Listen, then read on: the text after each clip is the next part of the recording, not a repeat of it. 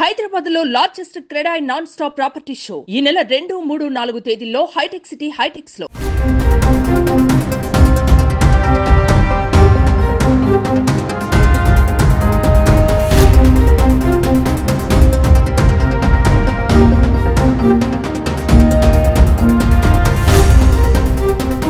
Breaking news చూస్తున్నాం. Visakhapatnam railway station లో భారీ అగ్ని ప్రమాదం చోటు చేసుకుంది. కోర్బా నుంచి విశాఖ చేరుకున్న రైల్లో మంటలు చెలరేగాయి.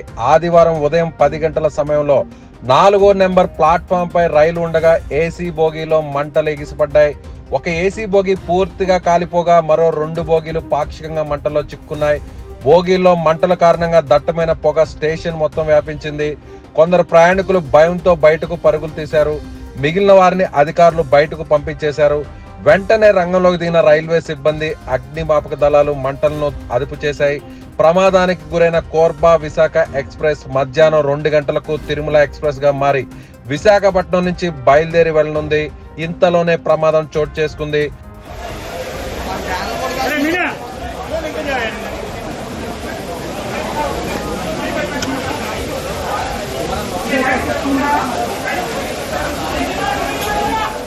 అయితే ప్రయాణికులు ఎవరూ లేని సమయంలో స్టేషన్ లో ప్రమాదం సంభవించడంతో అంతా ఊపిరి పీల్చుకున్నారు.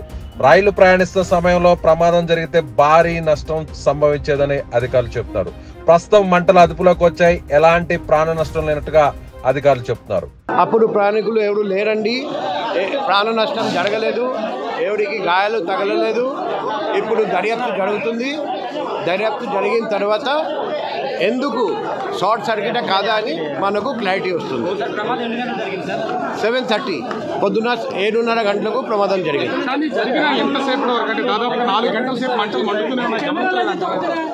ఎందుకంటే ట్రైన్లో ఇన్ఫ్లమబుల్ మెటీరియల్స్ చాలా ఉంటాయి. అందుకే మంట అదుపులో తీసుకురావడానికి టైం పడింది. కానీ ఫైర్ సర్వీసెస్ డిపార్ట్మెంట్ చాలా చాకచక్యంగా, చాలా మంచిగా వెంటనే స్పందించి అదుపులోకి తెచ్చారండి. ఇప్పుడు బోగీస్ కూడా మేము ట్రాక్ నుండి షిఫ్ట్ చేస్తున్నాం. త్వరలో నార్మల్ మూవ్మెంట్ రిజ్యూమ్ అవుతుంది. అది ఎప్పుడు రిజ్యూమ్ అవుతుంది అది రైల్వే అథారిటీస్ మీకు తెలియజేస్తారండి. కారణాలు అంటే ఆగి ఉన్న దాంట్లో ఏదైనా షార్ట్ సర్క్యూట్ ఏమైనా అయ్యి ఉండొచ్చా?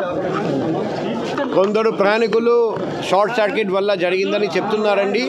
కానీ కారణం ఏమిటి, ఇప్పుడు కేసు రిజిస్టర్ చేయడం జరుగుతుంది, దర్యాప్తు చేయడం జరుగుతుంది, ఫోరెన్సిక్ ఎవిడెన్స్ సేకరించి పరిశీలించడం జరుగుతుంది. ఫోరెన్సిక్ నిపుణులు అభిప్రాయం ఇస్తారండి. మా క్లూస్ టీమ్ కూడా వస్తున్నారండి. ఆ ఫోరెన్సిక్ ఎవిడెన్స్ చూసి మేము ఫైనల్గా క్లియర్గా క్లారిటీతో సహా చెప్పగలం. అది ఈ ట్రైన్ ఎప్పుడు మరి స్టార్ట్ అవుతుంది అది రైల్వే అథారిటీస్ మీకు చెప్పాలి. మేము దర్యాప్తు గురించి మాత్రం చెప్పొచ్చు, అగ్ని ప్రమాదం గురించి చెప్పొచ్చు. జీఆర్పీ చేస్తారండి, ఎందుకంటే ఇది జీఆర్పీ పరిధిలోకి వస్తుంది. ఎవరికి ఎటువంటి ప్రాణ నష్టం జరగలేదు, ఎవరికి గాయాలు తగలలేదు, ప్రయాణికులు లేరండి. అప్పుడు ఖాళీగా ఉండేవి బోగీస్. అది నష్టం ఎంత జరిగింది అది రైల్వే అథారిటీస్ వాళ్ళు అంచనా వేసి మీకు తెలియజేస్తారు.